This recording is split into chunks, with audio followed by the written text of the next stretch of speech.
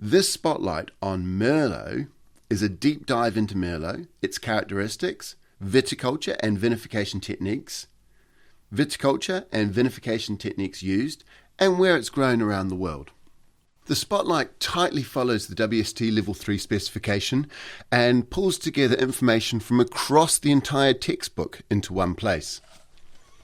Before we jump into the spotlight, don't forget this podcast is only one tool available from 3050 to help you pass the Level 3 exam. We have some fantastic flashcards, including maps and questions that follow the textbook, exam questions, both multi-choice and short written answer, as well as multi-choice and short written answer questions that you can do at the end of each chapter. All are available to purchase internationally from our website, 3050.co.uk. That's ThirtyFifty, 3050.co.uk. Without further ado, let's get into the spotlight. Merlot is Mr. Medium. And I say that simply because when you look at most descriptions of Merlot, it's medium body, medium acidity, medium tannins, medium everything. It is Mr. Medium. Now, Merlot is a popular grape grown all over the world.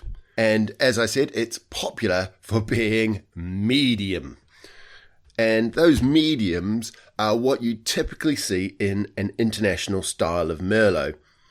And this international style of Merlot is grown all over the world, creating high volume, inexpensive, easy drinking wines with intense purple colour, blackberry and plum. In fact, plum is often the flavour that I use to describe Merlot. Remember, it's always red plum or black plum. Red plum implies that the fruit isn't quite as ripe. Black plum implies a little bit more ripeness. In many famous wines, Merlot is paired with Cabernet Sauvignon, and that creates what we call a Bordeaux blend, and it's a style of wine that's, again, grown all over the world, whether it be in Stellenbosch, Hawke's Bay, Margaret River. Bordeaux blends are very common. And here, Merlot adds plummy flavours, it smooths out the textures and softens the wine. Cab Sav can be quite a high acid, quite tannic wine, and the high acidity robs the wine of body. By adding in a softer, more rounded wine like Merlot, it softens out the blend. And Merlot grows very well in a lot of places that you grow Cabernet Sauvignon. In fact, Merlot grows slightly better in many places than Cab Sav. Compared to Cabernet Sauvignon, Merlot is an early budding grape variety and an early ripening grape variety. So in some places where Cabernet Sauvignon can be a little bit marginal, you can successfully grow Merlot and create quite attractive wines. When we're talking about winemaking with Merlot, we're looking at two general styles. The first is what we call the international style. And this is the style that's grown in the New World. It's grown in big parts of Bordeaux and France and all over the world. And the key thing about the international style is it's late harvest. They pick the grapes quite late. What this means is you've got build up of colour in the skins, creating intense purple coloured wines. The flavours are very ripe, so you're getting concentrated blackberry and plum flavours. And the tannins have softened out to creating soft, velvety tannins. And these wines are often matured in new oak to create quite attractive wines. The alcohols are a little bit higher, giving fuller bodied and lower levels of acidity because of the picking time. In Bordeaux in particular, and when they're trying to make quality Bordeaux wines made from a near 100% Merlot, such as grown in Saint-Émilion and Pomerol, they pick the grapes earlier. So the harvesting is earlier in Saint-Émilion and Pomerol, and when you're trying to make a more structured Merlot. Here, you get medium body, medium alcohols, but higher levels of acidity and fresher fruit, and sometimes that fruit isn't particularly ripe, so you can land up with these leafy vegetable aromas. If you're making a later picked, longer hang time international version of Merlot, or an earlier picked, more racy version of Merlot in Pomerol or Saint-Émilion, typically you're going to destem your Merlot and crush the fruit. Pre-fermentation maceration is common, and that's to extract colour and flavour. And particularly when you're making an international variety, you don't necessarily want lots of tannins because you're trying to make an easier drinking style. And as a result, extraction of tannins, not desirable. So you want to get as much colour and flavour out early on as you can. So a pre-fermentation maceration, or a cold soak as some people call it. The nice thing about Merlot is it has quite supple skins, so extracting tannins is pretty easy, and you don't need to do a lot of cap management, pumping over, punching down, etc. to get a reasonable amount of tannins out of the grape variety.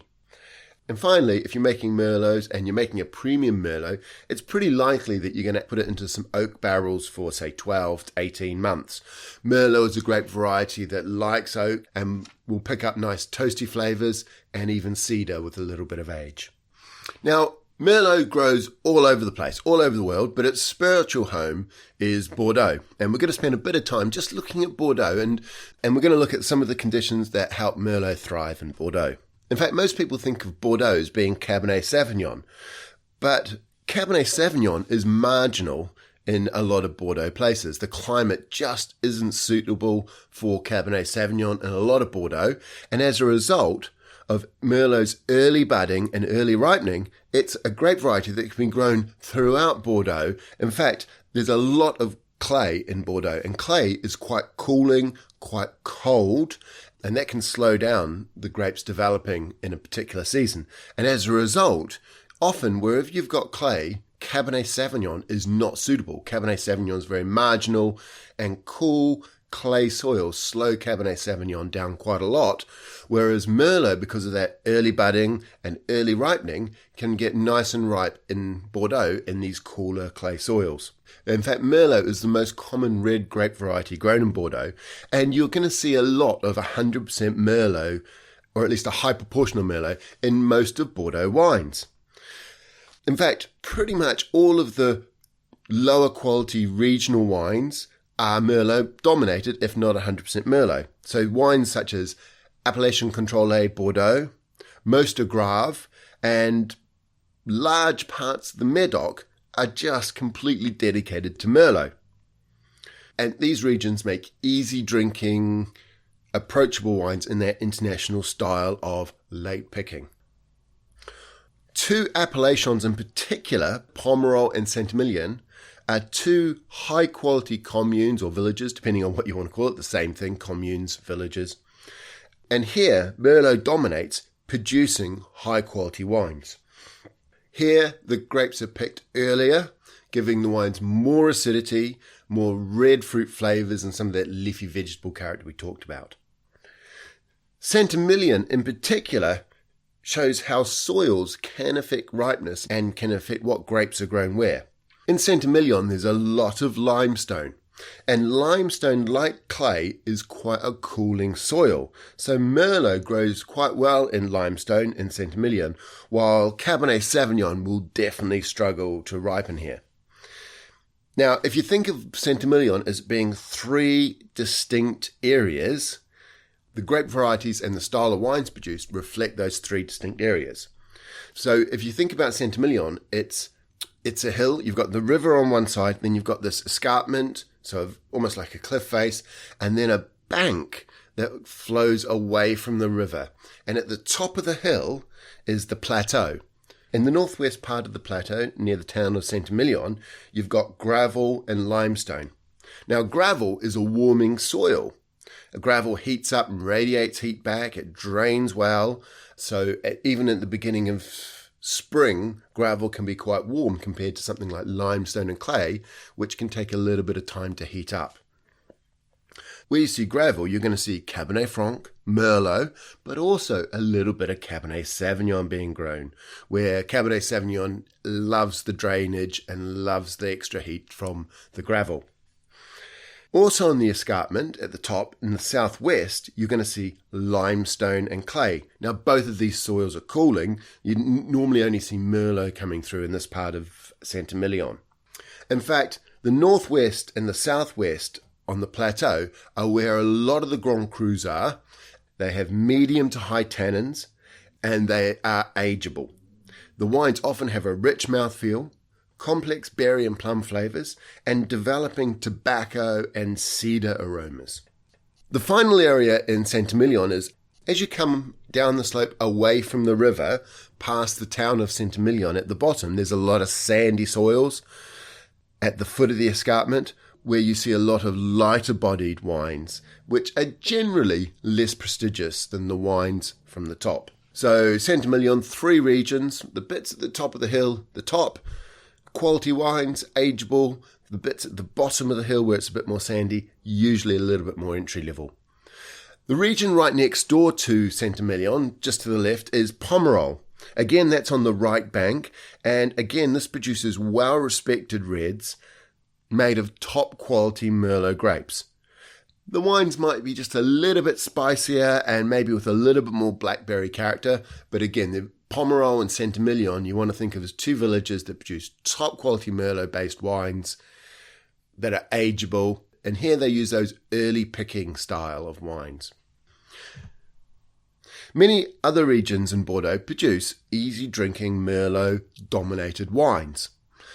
That's not to say there's not some very good examples amongst them, but in general, regions such as Grape, Entre-deux-Mers, Côte de Bordeaux, and Basse-Médoc produce these softer, later-picking, easy-drinking commercial styles. Now, I'd said the word Basse-Médoc, and a lot of people may not have even heard of the term Basse-Médoc, but technically, if you look at the Médoc region, which is on the left bank in Bordeaux, the Médoc is made up of 2 parts. You've got Haut Médoc, or the High Médoc. That's talking more about it being upriver. So Haut Médoc is further up the river than Basse Médoc. Basse Médoc is the lower part of the Médoc, further downriver. Confusingly, most people now talk about Haut Médoc and Médoc. So you've got Haut Médoc, the higher, the upriver part of the Médoc, and then they just refer to Basse Médoc. They just talk about it being called Médoc. And that's the way WSET describe it as well. But the key thing here is the Basse Médoc, or we're just going to call it Médoc from now on, is actually predominantly cooling clay. So this Médoc area tends to have a lot of Merlot-dominated, softer, easy-drinking wines. So because they're clay-dominated, Médoc wines tend to be made up of early-drinking, medium-bodied, ripe red fruit, black fruit wines, sometimes with a little bit of cedar and oak. You will find super cheap examples of AOC Bordeaux wines or Médoc wines where they're very light in body and they can even have astringent tannins. So far in Bordeaux, I've completely missed out what often people consider to be the top wines in Bordeaux, and that is Haut Médoc. And I haven't even mentioned Passat-Léon yet, which is again a top quality region in Bordeaux. This is because of 2 things. The soils here are warmer, they've got gravel, and along with being quite close to the coast here, the season is cooler, but it's a longer growing season. So a longer growing season allows you to ripen up Cabernet Sauvignon reliably. So here in Haut Médoc and Passat-Léon, Merlot plays second fiddle to what people call the Bordeaux blend, which is typically made up of Cab Sav, Merlot, Cabernet Franc, and Petit Verdot. In fact, roughly, and this is pretty crude, but roughly a classic good quality Haut Médoc might be 60% Cabernet Sauvignon, 30% Merlot, maybe 8% Cabernet Franc, and maybe 2% Petit Verdot. So Cabernet Sauvignon is by far the most important. Merlot number 2, Cabernet Franc and Petit Verdot are really playing bit parts here. The key part is that Merlot softens and gives body to the blend. If you think about Cabernet Sauvignon can be high acid, high tannic style of wine, and you use Merlot just to soften out the acidity, soften out the tannins, give some suppleness and add a little bit of plummy complexity to the wines. The villages in Haut Médoc are the ones that are really famous, and these are things like Saint-Estèphe, Pauillac, Saint-Julien, and Margaux. The Graves sub-region of Passat-Léon also has gravel, and it's very similar to the high-end wines from Haut Médoc. Now, we've talked a lot about Bordeaux because Bordeaux is the home to Merlot, but it's also grown in other parts of France. You'll see it in Cahors, for examples, although in Cahors, which is in the southwest of France, near Bordeaux, but a bit further inland and a bit further south, Malbec tends to dominate that region. When you get over to southern France, though, you're going to see a lot of Merlot being made in that very late-picking, ripe, international style. And in fact, that's the style that tends to dominate most of the world. If you're in Italy, you're going to see it in Veneto, in the northeast of Italy.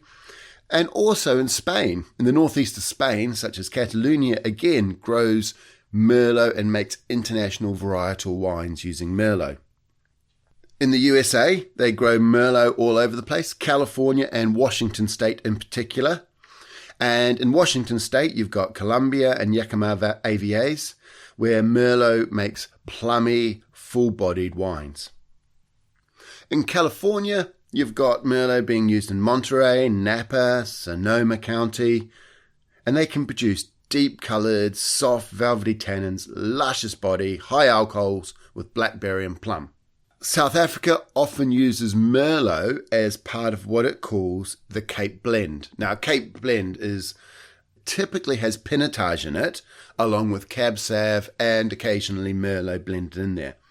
In fact, Stellenbosch is particularly known for producing Cape Blend wines of quite good quality. But Merlot isn't just restricted to the warmer parts of South Africa. In the cooler areas, if you head southeast along the coast, you'll come across Walker Bay and Hamel-Lennard, and here the cooler areas produce slightly fresher Merlots, again typically in the international style, but the area is cooled by the oceans and it's also cooled by the Cape Doctor. Australia grows quite a bit of Merlot as well, and here they often blend it with Cab Sav to provide body to the blend as well as fleshy, plummy fruit. Again, Merlot lowers the acidity and increases the alcohol and the body of the wines. In fact, Margaret River is particularly known for its Bordeaux blends of Cab Sav and Merlot. One country a lot of people do not think of as Merlot country is New Zealand. And Merlot grows very well in New Zealand. It's the second most planted red grape in New Zealand behind Pinot Noir. However, in the North Island, where really only Martinborough has a particularly good reputation for Pinot Noir, Merlot is the main red grape variety. So the North Island of New Zealand, Merlot dominates red wine production, particularly in Hawke's Bay, where it's noticeably warmer, and Merlot can ripen and produce very enjoyable red wines. Okay, that finishes our look at Merlot. Cheers, and good drinking.